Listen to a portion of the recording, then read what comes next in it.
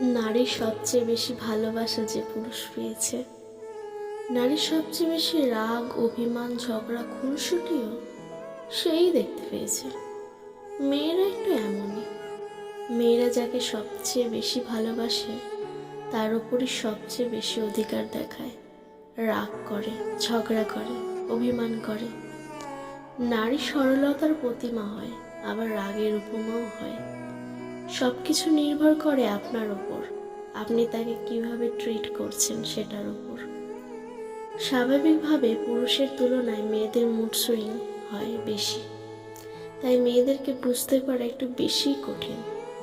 আপনি হয়তো বলতেই পারেন এত কিছুর পরও আপনি কেন সেই মেয়েকে সহ্য করে যাবেন। রাগ, অভিমান, জেদ আপনারও আছে। শক্তিমত্তার বিচারেও তার চেয়ে সৃষ্টিকর্তা আপনাকে বেশি শক্তিশালী করে পাঠিয়েছেন। আপনি চাইলেই সেই শক্তি, রাগ, ক্ষমতা প্রয়োগ করতে পারেন, আবার চাইলে তাকে ছোট্ট বাচ্চাদের মতো ট্রিট করতে পারেন।